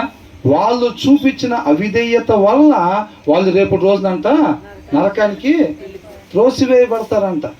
అంతే తప్ప వాడెవడో రికమెండేషన్ చేసి నరకంలో వేయమంటే వేయటం, లేకపోతే దేవుడు తీసుకెళ్ళి వేయటం కాదు. దేవుడి ఉద్దేశం ఏంటి? ఏ ఒక్క ఆత్మ కూడా నశించిపోవటానికి ఇష్టం లేదు. ప్రతి ఒక్కళ్ళు కూడా ఆయన చేతులతో తయారు చేసుకున్నాడు. ప్రతి ఒక్కళ్ళు తండ్రితో పాటు సమాధానపరచాలనేది యేసుక్రీస్తు వారి యొక్క ఉద్దేశం. అర్థమవుతుందండి? కాబట్టి ఆయన ఏ ఒక్కళ్ళు కూడా కొంతమంది నరకంలో పడేద్దామని ఆయన ఎప్పుడు కూడా ఆలోచన చేసుకోడు. మేలు మాత్రమే చేసే దేవుడు అనమాట. కాబట్టి వాళ్ళ సొంత అవిధేయత వలన దేవుడు ఏ రీతిగా ఉండమని చెప్తే ఆ రీతిగా ఉండకుండా వాళ్ళకి నచ్చినట్టుగా ఉండటం వల్ల అవన్నీ రేపు అక్కడికి వాళ్ళని తీసుకొని పోతాయి నరకానికి. అవునా కదా? ఒకటేగా అబద్ధాలు ఒకటే, ఇంక నేనేం లేదు. అవి చూసి చూడనట్టు పోనిస్తారు అనుకుంటారు. రేపు పోనిస్తారా? ఆ ఒక్కటే ఈడ్చుకొని పోయిద్ది మన నరకానికి. సీరియల్ చూస్తాం, అది ఒక్కటేగా నేను చేసేది. ఇంకా పెద్ద పెద్ద సినిమాలకు పోయి చూడను. ఏంటంట? పని అయిపోయిన తర్వాత ఏదో ఒక అరగంట సేపు సీరియల్లో చూస్తా, అది ఒక్కటి చాలు శుభ్రంగా ఈడ్చుకొని వెళ్ళిద్ది మనం ఎక్కడికి? ఇంటి పక్కన ఆరోగ్యం బాగోక చూపించుకోవటానికి డబ్బులు లేక దగ్గుతూ ఉంటే బీరువాలో డబ్బులు మాత్రం జాగ్రత్తగా దాచుకో. ఆమెకి దగ్గు వచ్చేటట్టు నేను చేయలేదు కదా, కాబట్టి నేను పాపిని కాదు. ఏంటంట? ఆమెకి దగ్గు వచ్చేటట్టుగా నేనేమన్నా పొగ పెడితే నేను పాపిని అవుతాలే, కానీ నా దగ్గర డబ్బులు ఉన్నాయి బాగా, ఆమె మాత్రం ఇంటి పక్కన ఆమెకు ఆరోగ్యం బాగోలేదు, చూపించుకోవటానికి స్తోమత లేదు, మనం మాత్రం ఏం పాపలా కదా? ఉండాల్సిన రీతిగా ఉండపోవటం పాపం. అవునా? ఉండాల్సిన రీతిగా ఉండపోవటం. ఆయన్ని పోలి జీవించటం అంటే అదే ఇంట్లో ఏసై ఉంటే ఏం చేస్తారు? ప్రభువానికి స్తోత్రం, అట్లాంటి దగ్గర మాకు రాకుండా చేసావు. ఏనంట? ఆస్వాదింపబడిన కుటుంబంగా మమ్మల్ని ఉంచావు నాయన, నాకు నా భర్తకి మా పిల్లలకి దగ్గు రాకున్నట్లుగా ఉంచావు. ఏం పాపం చేసిందో ఏమో యోబులాగా. యోబు స్నేహితులు ఏం చెప్పారు? ఏమోరా బాబు, నీకు గుర్తుందో లేదో, నువ్వేం పాపం చేస్తావు, ఎందుకు వచ్చిన గొడవ, క్షమించమని ఒకటి అడిగితే అయిపోయింది కదా అంటే. నేనేం చేయలేదు అంటున్నాడు. మీ పిల్లలు ఏమో చేశారేమో, ఒక్క మాట చెబితే ఏం పోయింది నీకు అని అంటున్నాడు. నేను చెప్పను అంటున్నాడు. నేను చేయలేదు, నేనేమి చెప్పను అంటాడు. అవునా కదా? ఏసై కూడా అట్టగా అనుకుంటాడా? అట్లా ఉంటే ఆ ఇంట్లో ఉంటే ఏసై ఏం చేస్తాడు మరి? ఆ స్థితిలో నేనుంటే నేనేం కోరుకుంటానో అది మన అవతలకి చేసేవారుగా ఉండాలి అని వస్తుంది. ఇమ్మీడియట్గా వెళ్ళిపో. ఒకవేళ అదే ప్లేస్లో మన కుమారుడు ఉంటే గుమ్మం తట్టుకొని కింద పడినా డొల్లుకుంటేనా వెళ్ళిపోయి కుమారుడు తీసుకుని అర్జెంటుగా ఆటో ఆలస్యం అయితే ఏదో ఒకటి అన్న పట్టుకొని వెళ్ళిపోతాం. అదే వేరే వాళ్ళు అయితే గుమ్మం దాడి కాళ్ళు బయటకు పోవు. అక్క చూసి కూడా సహాయం చేయవేంటి అక్క, ఈ రకంగా దగ్గుతుంటే అనిద్దేమో అని చెప్పి బయటకు కూడా పోయేది ఉండదు. గుమ్మం బయట పని ఏదో ఉంటే తర్వాత చూసుకోవచ్చు. అవునా? అది ఇంటి పక్కన మా పరిస్థితుల్లో ఉంటే అదే టైంలో ప్రార్థన ఉంటే మనం ఎక్కడికి వెళ్ళాలి? ఎక్కడికి వెళ్ళాలి? ఒకళ్ళిద్దరు ఏం చెప్తారో చూసి మిగతా గట్టిగా మనం కూడా అదే చేద్దాం. పరిస్థితి ఇంటి పక్కన వాళ్ళది అట్లా ఉందండి. అదే టైంలో జడ్సన్ ప్రేయర్ ఉంది. ఏం చేస్తాం? ముందు తల చదువుకొని ఎక్కడికైనా అంటావా? ఇంటి పక్కైనా ప్రేయర్కైనా ముందు తల చదువుకున్న తర్వాతే ఇంటి పక్కన దగ్గరికి వెళ్ళాలి. మన ఫెలోషిప్ వదిలిపెట్టి మనం చక్కగా దేవుణ్ణి ఆరాధించే ప్రదేశం వదిలిపెట్టి ఏంటి ఇంటి పక్కన దగ్గరికి వెళ్తాం అన్న వాళ్ళు చేయొద్దండి. కొద్దిగా పక్షికి కనపడకుండా వేస్తారు కదా, వాళ్ళ చక్కగా దాన్ని కళ్ళ కనపడితే తీరు కదా, అట్లాగా కొద్దిగా అట్లాంటి సెట్ చేసాం అంతే. ఎంతమంది ఇంటి పక్కన వాళ్ళు ఇంటికి వెళ్తారు చెప్పండి? దొరికారులే. కానీ చక్కగా ఫెలోషిప్కి వెళ్ళి ఆరాధించుకునే వాళ్ళు, సర్వోన్నతుడిని ఆరాధించే వాళ్ళు ఎంతమంది ఉంటారు? చేతులు ఎత్తండి. ఎంతమంది వస్తారు ఫెలోషిప్కి? ఎంతమంది ఉంటారు? దేవుడికి మహిమ కలుగును గాక. ప్రతి ఒక్కరు కూడా చక్కగా క్రీస్తులో నాటబడుతూ ఉన్నారనమాట. అవునా? కాబట్టి చక్కగా ఆయన కృపను బట్టి, ఆయన ప్రేమను బట్టి, ఆయన మాటను మన దగ్గరికి పంపిస్తా చక్కగా మనల్ని బలపరుస్తూ ఉన్నాడు అనమాట. అవునా కదా? నువ్వు ఇచ్చే అర్పణ కాదు నాకు కావాల్సింది, నువ్వు పాడే పాట కాదు, నువ్వు చేసే ప్రార్థన కాదు. అవునా? తోటివాడు అల్పులు ఎవరైతే ఉన్నారో వాళ్ళ దగ్గరికి రేపు ఆయన తీర్పు వచ్చినప్పుడు అంట ఏం చెప్తారంట? తండ్రి చేత ఆస్వాదింపబడిన వాళ్ళారా రాజ్యాన్ని స్వతంత్రించుకోండి అంటే. ఎందుకనంటే ఏమంటున్నాడు? నేను ఆకలిగా ఉంటే నేనెప్పుడు ఆకలిగా ఉన్నావు, నువ్వెప్పుడు ఆకలిగా ఉన్నావు ప్రభా మమ్మల్ని అడిగావంటే ఏం చెప్పారు? నీ చుట్టూ అల్పులు ఎవరైతే ఉన్నారో వాళ్ళకి చేస్తే నాకు చేసినట్టే. అది భక్తి అంటే. అవునా? ఆచారం కాదు. మన ఇంటి పక్కన వాళ్ళ పరిస్థితి అంత భయంకరంగా ఉంటే, దారిలో ఎవరన్నా పరిస్థితి ఏదైనా ఫిట్స్ వచ్చి పడిపోయి లేకపోతే అట్లుంటే అమ్మో ప్రార్థన టైం అయిపోతుంది అని చెప్పి మనం వెళ్ళిపోతే, ఆ గాయాలతో పడిపోయిన ఆయన పక్క నుంచి ఎవరెవరు వెళ్ళారంట? మంచి సమరయుడు కాకుండా ముందు ఎవరెవరు వెళ్ళారు? యాజకుడు లేవి. ఎవరాళ్ళు? భక్తి లేని వాళ్ళ? భక్తిలో పెద్దోళ్ళు. అవునా? భక్తిలో పెద్దోళ్ళుగా చెప్పుకునే వాళ్ళు మనిషాడు బడి కొట్టుకులాడుతుంటే గాయాలతో వాళ్ళు వెళ్ళిపోతున్నారు. తర్వాత వచ్చిన ఆయన యాజకుడు కాదు, లేవీడు కాకపోవచ్చు, ఈయన ఏం చేస్తున్నాడు? ఆ ప్లేస్లో నేను ఉంటే ఆ దారిని పోయేవాడు ఏం చేస్తే బాగుంటుందో, ఆ దారిని పోయేవాడు ఏం చేయాలని నేను కోరుకుంటానో అది నేను ఆయనకి చెయ్యాలని ఆశపడి వెళ్ళాలా చేశాడు. దేవుడు ఏమంటున్నాడు? ఎలాగుండాలంటున్నాడు? మనం ఆ మూడో వాడిగా ఉండు. ఫస్ట్ యాజకుడిలాగా పర్ఫెక్ట్ డ్రెస్సింగ్, లేవీలాగా జనాల దగ్గర చక్కగా ఇట్లాగా అట్లాగా ఉండమంది. ఎలా ఉండమన్నాడు? ఆ మూడో వ్యక్తిలాగా ఉండండి అని అంటున్నాడు. అర్థమవుతుందండి? నిన్ను వలే నీ పొరుగు వారిని ప్రేమించాలి. ఆ స్థితిలో మనం ఉంటే అర్థమవుతుందండి. ఎవరినన్నా అవసరతలో ఉన్న వాళ్ళకి దేవుడు మనం చూపించినప్పుడు మనకి ఇమీడియట్గా కలగాల్సింది ఏంటంటే, ఆ స్థితిలో కానీ నేను కానీ ఉంటే ఏం కోరుకుంటానో, మిగతా జనాల నుంచి ఏం కోరుకుంటానో అదే మన అవతల వాళ్ళకి చేసేవారుగా ఉండాలి. మాటల్లోనా? ఎలా ఉండాలి? క్రియల్లో అలాగా ఉండాలంట. ఆ తర్వాత ఏమంటున్నాడు? భక్తిహీనులు అంటే ఏమవుతారంట? ఎందుకని? చదవండి ఒకసారి 32 చదవండి. అపాయము రాగా భక్తిహీనులు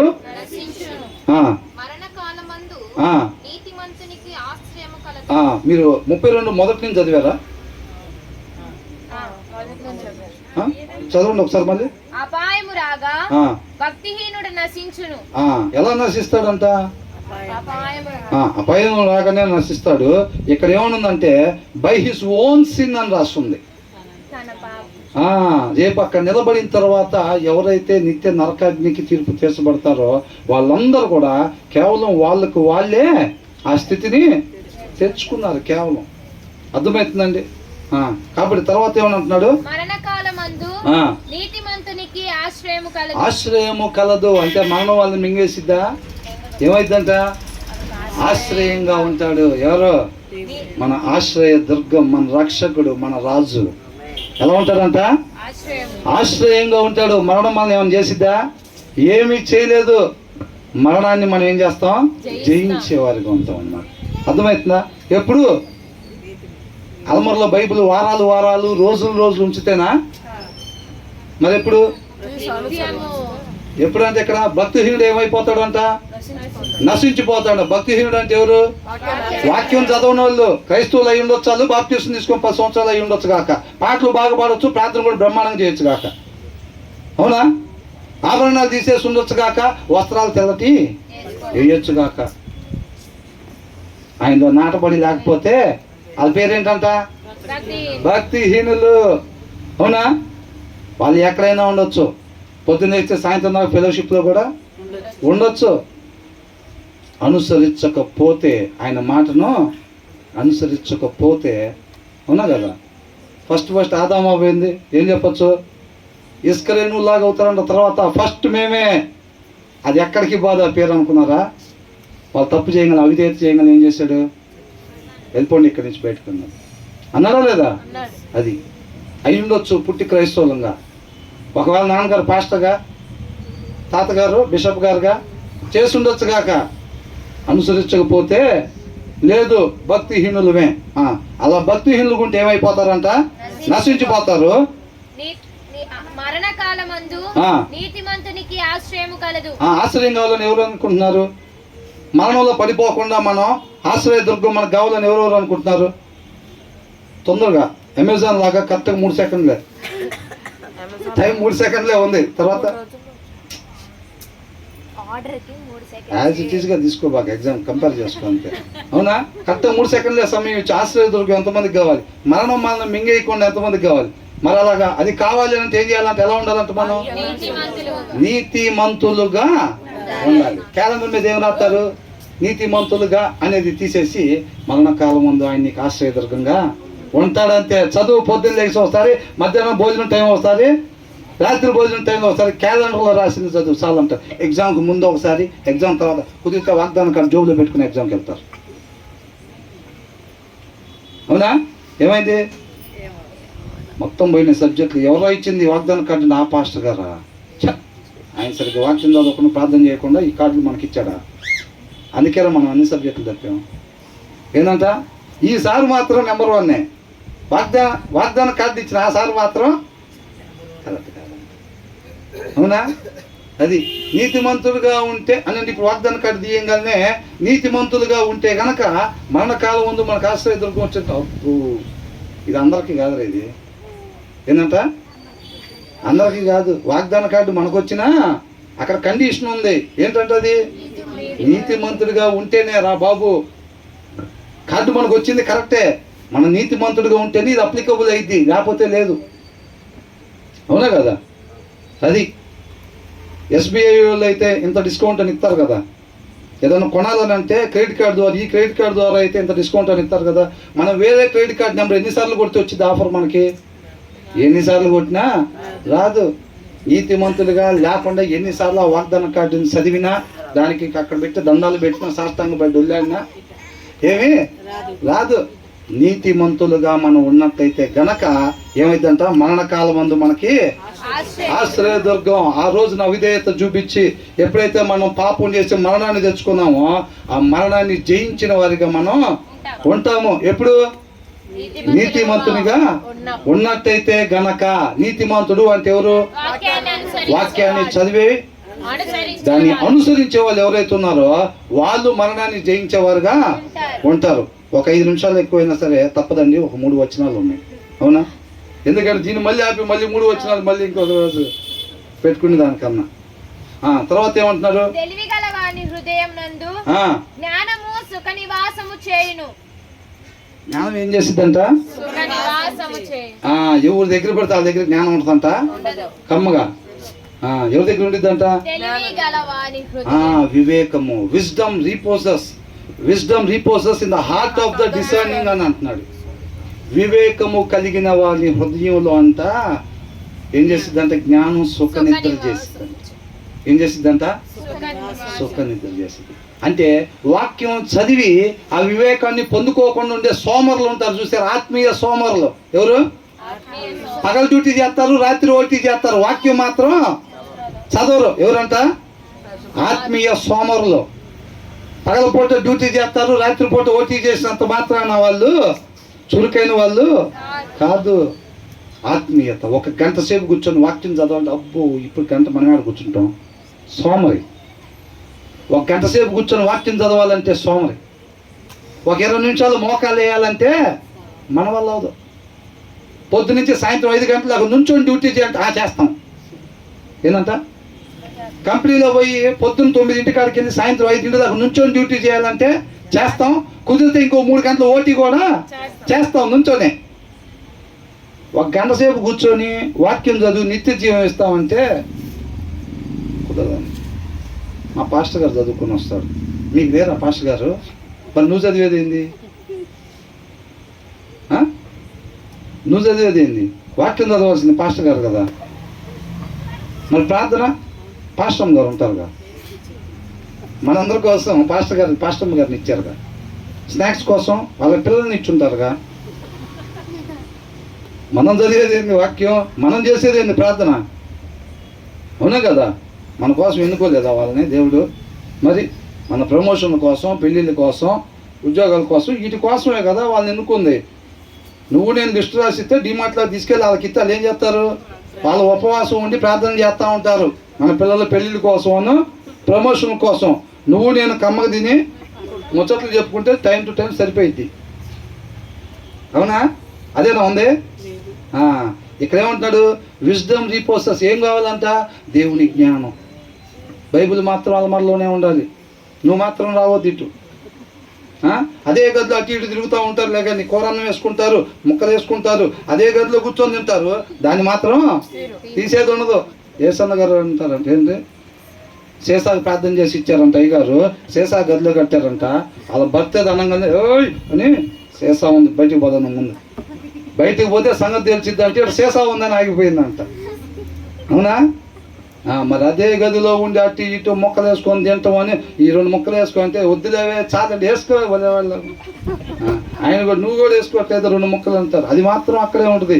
వీళ్ళకి మాత్రం ఏం కావాలి? మోకాలు వేస్తే ప్రభువా దేవుడి జ్ఞానం కుమ్మరిచ్చిన ఆయన ప్రస్థానం చేసి వచ్చాం, కుమ్మరిచ్చాను. బైబుల్ చదవకుండా అంట దేవుడి జ్ఞానం ఏం చేయాలంట? తల మీద కుమ్మరించాలంట. సమయాన్ని పంపించినట్టు పాస్టర్ గారిని పంపిస్తే తైలాభిషేకం తీసుకొచ్చి కుమ్మరిస్తారంట. అదే అంటున్నాడు.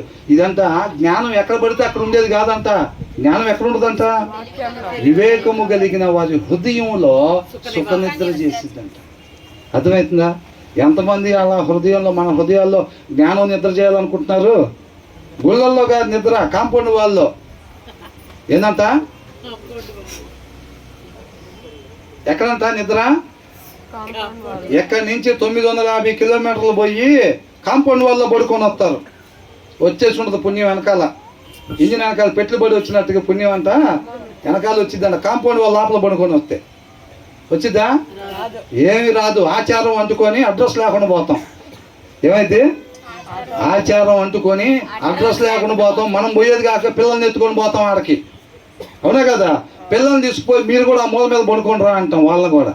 మనం పోయిన తర్వాత వాళ్ళ పిల్లల్ని తీసుకొచ్చే ఇంకో మూల మీద పడుకోబెడతారు. మొత్తం ఒకటేసారి చేస్తారు రేపు. అవునా కదా? అక్కడ ఏముండిద్దండి? ఏమైనా ఉండిద్దా? ఏమీ ఉండదు. మన ఇష్టం వచ్చినట్టుండి వేసే సిలువెత్తుకొని నడిచిన ఆ బండను 4-5 సార్లు ముద్దు పెట్టుకుంటే ఏమొచ్చిందండి? సమ్మర్లో కాడ కూర్చొని ఫోటోలు దిగితే వచ్చిద్ది తప్ప అని ఎవరిదాన్నో మళ్ళీ బాప్టిజం తీసుకుంటే మరి ఎట్టుంటే వచ్చింది? నా మాట ప్రకారంగా. అవునా? ఆయన మాట ప్రకారంగా ఉంటే గనక నిత్య జీవం అది పొందుకుంటాం. కాబట్టి ఊరికినే దేవా నీ జ్ఞానం నీ జ్ఞానం నీ జ్ఞానం ఇవి కాదు. శుభ్రంగా ఆయన కుమారుడైన వాక్యం మన దగ్గరికి పంపించాడు. అంత్య దినాల్లో ఆయన కుమారుడు ద్వారా తన ఉద్దేశాన్ని తెలియపరుస్తూ ఉన్నాడు. నిజంగా ఆశ ఉంది, ఏ రీతిగా మనిషి ఉండాలో ఆ రీతిగా మాత్రమే నన్ను ఉండి పోగొట్టుకున్న అడ్రస్కి మరలా తండ్రి దగ్గరికి వెళ్ళి యుగ యుగాలు ఆయనతో పాటు ఉండాలి అని అనుకుంటే ఆయన కుమారుడు ద్వారా తండ్రి ఏం చెప్తున్నాడో చూసి దాని ప్రకారంగా మాత్రమే. పోయినసారి తినొద్దు అంటే పని తినవా లేదా? ఈసారి అట్లాంటి పొరపాటు జరగకుండా జాగ్రత్త, బహు జాగ్రత్త కలిగంట. దుప్పి నీటి వాగుల కోసం ఆశపడినట్టు ఆయన మాట కొరకు మనం ఆశపడదు. అంతరంగాన్ని చూసినోడంట వాళ్ళకు గ్లాస్ నీళ్ళు అంటాడు. అంతరంగంలో లేదనుకో, పైకి షోయింగ్ ఉందనుకో, షోయింగ్ ఇచ్చేవాడు కాదు.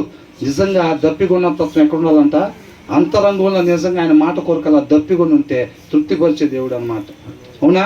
కాబట్టి మనకు నిజంగా దేవుడి జ్ఞానం కావాలి. నిత్య జీవానికి నడిపించే దేవుడి జ్ఞానం.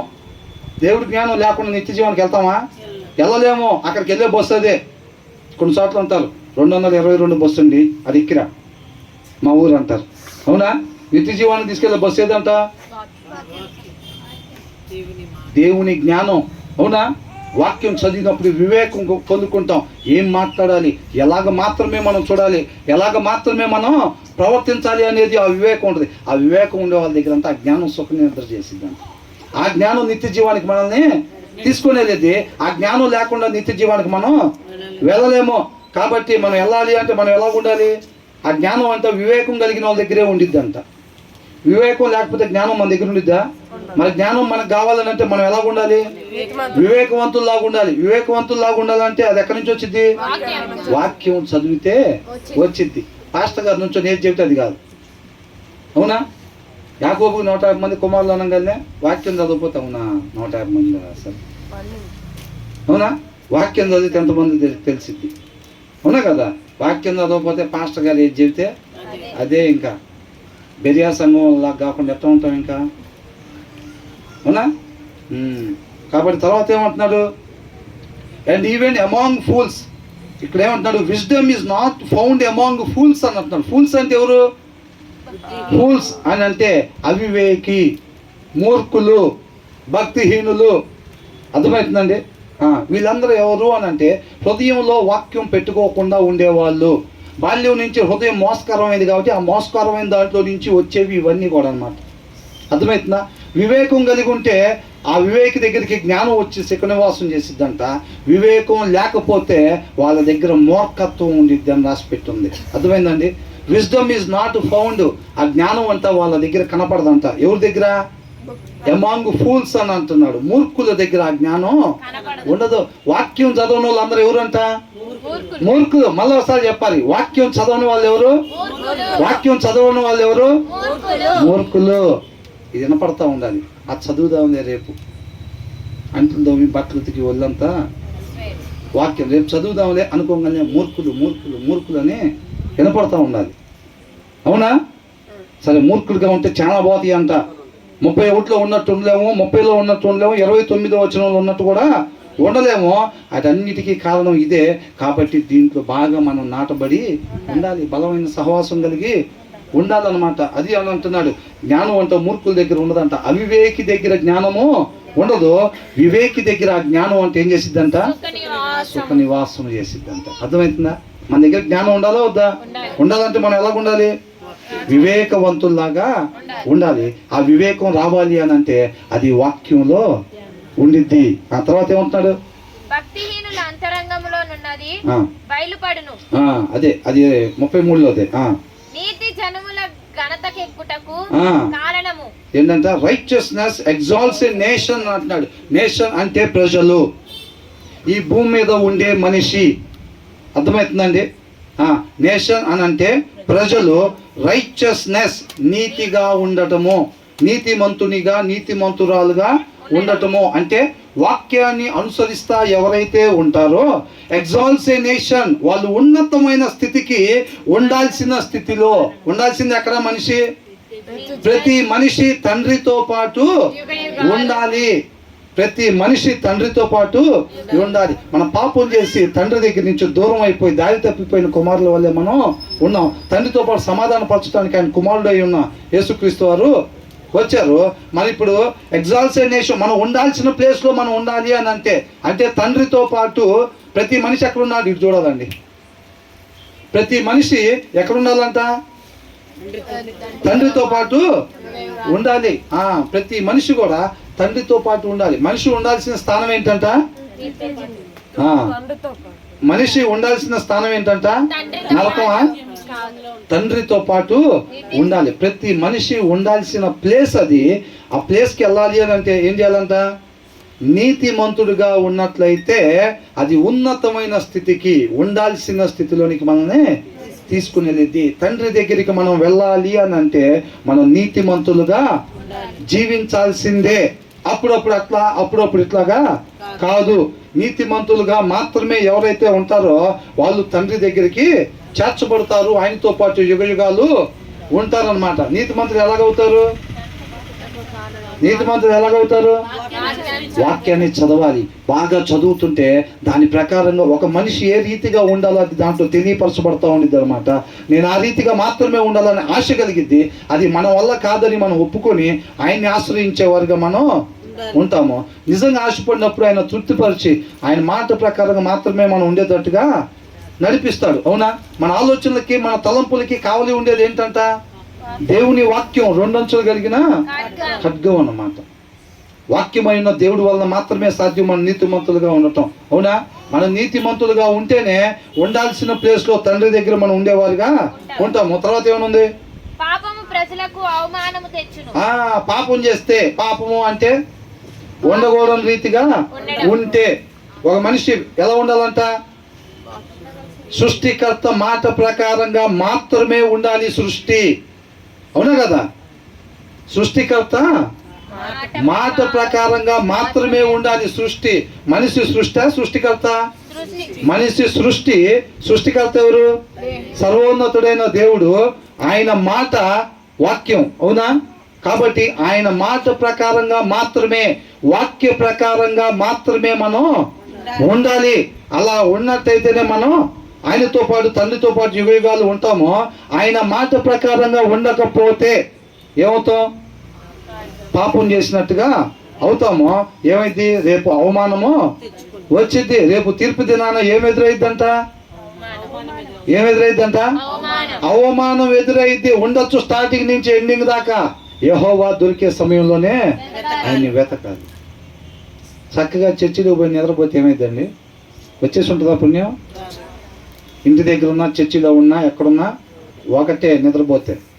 అర్థమవుతుందా? కాబట్టి ఉండాల్సిన రీతిగా మాత్రమే మనం ఉండాలి. అలా ఉండకపోతే మనం పాపము. సృష్టికర్త ఉద్దేశ ప్రకారంగా మాత్రమే మనం ఉండాలి. అంతే తప్ప ఇంటి వెనకాలంలాగా సినిమాలు చూడట్లేదు, ఇంటి పక్కన లాగా పేకాట ఆడతలేదు, ఇంటి ముందు వాళ్ళలాగా మేము ఇది చేయట్లేదు, అది చేస్తేనే పాపం, ఇది చేస్తేనే పాపం కాదు. సృష్టికర్త యొక్క ఉద్దేశం మన పట్ల ఏదైతే ఉందో ఆ రీతిగా మాత్రమే మనం ఉండకపోవటం పాపము అని అంటున్నాడు. అలా కానీ జీవించకూడని రీతిగా మనం జీవించినట్లయితే గనక రేపు తీర్పు దినాన మనకేమైందంట? అవమానము పొందుకునే వారిగా ఉంటాము. కాబట్టి ఆయన మాట వాక్యము దాని ప్రకారంగా మాత్రమే మనం ఉన్నట్టయితే తండ్రితో పాటు సమాధాన పడి యుగయుగాలు ఉంటాం. చివరి వచనంలో ఏముంది? బుద్ధిగల సేవకుడు రాజులకు ఇష్టడు. A king delights in a wise servant. అంటే జ్ఞానం కలిగిన సేవకుడు. ఆయన ఎందుంట రాజు ఆనందించేవాడిగా ఉంటాడు అని అంటున్నాడు. అవునా? మన ఆయన సేవకులమా కదా? ఆయన సేవకుడు అయితే సరిపోయిందా? ఎలాంటి సేవకుడు అవ్వాలంట? జ్ఞానం కలిగిన సేవకుడు. A king delights. ఆ రాజు ఆనందించాలంటే, మన యందు ఆనందించాలంటే ఆయన ఎలా ఉండాలి? మనం ఈయన వైజ్ సర్వెంట్, జ్ఞానం కలిగిన సేవకులుగా మనం ఉండాలి. అర్థమవుతుందండి? సౌల్ని అడిగితే ఏం చెప్పాడు? ఎందుకు దాచిపెట్టావయ్యి అంటే, దేవుడికి బలియటానికి దాచిపెట్టాను అన్నాడు. అవునా? దేవుడికి కావాల్సింది అది కాదు అని అంటున్నాడు. జ్ఞానం కలిగి ఉండాలంట మనం. అర్థమవుతుందండి? రాజు ఎలాగ ఉండాలంట? మన రాజు ఎవరు? తండ్రి దేవుడు. అవునా? మన దేవుడు మన యందు ఆనందించేవాడిగా ఉండాలంటే మనం జ్ఞానం కలిగిన సేవకులుగా ఉండాలి. ఆ జ్ఞానం ఎక్కడ ఉంటుంది? వివేకం కలిగిన వాళ్ళ దగ్గర ఉండిద్ది. వివేకం కావాలంటే ఏం చేయాలి?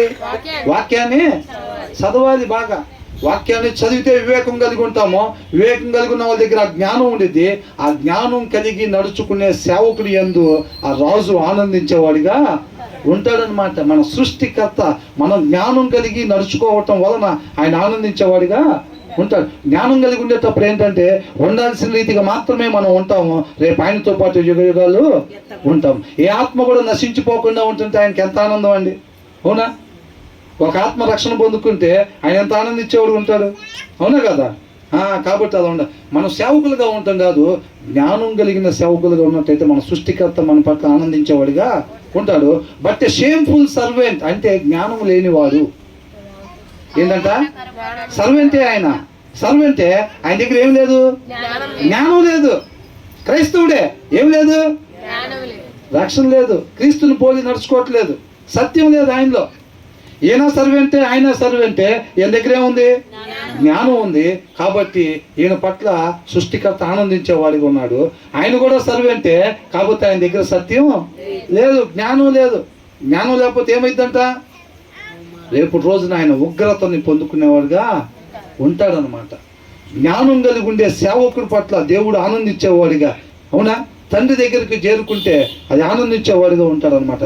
బట్ ఎ షేమ్ఫుల్ సర్వెంట్, జ్ఞానం లేని సేవకుడు ఎవరైతే ఉంటారో దేవుని యొక్క కోపాన్ని హెచ్చించేవాడిగా, ఆ ఉగ్రతను రేపు రోజున ఎదుర్కొనేవాడిగా ఉంటాడు అని అంటున్నాడు. But his wrath falls on one who acts shamefully అని అంటున్నాడు. ఎవరైతే అవమానకరంగా వాక్యంలో వద్దు అన్నది చేస్తూ ఉంటారో, వాక్యంలో అలాగ మాట్లాడొద్దు అన్నది, వాక్యంలో అలాగ చూడొద్దు పైనుంచి కిందకి అని అనేది ఎవరైతే అట్లా చేస్తారో వాళ్ళ మీద కంట రేపు దేవుని ఉగ్రత వచ్చిద్ది అని అంటున్నారు. దేవుడు ఉగ్రత ఎంతమంది కావాలనుకుంటున్నారు? తొందరగా చేతులు ఎత్తాలి. అదే మరి డ్రైవింగ్ ఎలా ఉండాలి? అప్పుడప్పుడు ముందుకు చూసుకుంటా, అప్పుడప్పుడు పక్కకు చూసుకుంటా ఉండాలా? ఎలా ఉండాలి? 100% కాన్సన్ట్రేషన్ దాని మీద ఉండాలి. ఇల్లు కూడా వెలిగించుకొని వచ్చారు బుడ్లు, పెళ్లి కుమారుడి కోసం వెళ్దామని చెప్పి ఎంతెంత నూనెలు తీసుకొని వెళ్ళారా? 100% కాన్సన్ట్రేషన్. ఆయన వచ్చేంత వరకు దీపాలు వెలుగుతానే ఉంచుకోవాలి. 100% కాన్సన్ట్రేషన్ ఎవరైతే పెట్టుకుంటారో వాళ్ళే రేపు యుగ యుగాలు ఆయనతో పాటు ఉండేవాళ్ళకి ఉంటారు. అర్థమవుతుందండి? దానికి ఓర్పు కావాలి. మనం మొదటి వచనాల్లో చూసాం కదా, ఓర్పు కావాలి దానికి. అర్థమవుతుందా? కాబట్టి మనం జ్ఞానం కలిగిన సేవకులుగా ఉన్నట్టయితే మన సృష్టికర్త అనేది ఆనందించేవాడిగా ఉంటాడు. జ్ఞానం లేని వారుగా ఉండేటట్టయితే ఆయన ఉగ్రతకు రేపు మనం గురయ్యేవారుగా ఉంటాము. దేవునికి మహిమ కలుగును గాక. క్షమించాలండి, చాలా ఆలస్యమైంది.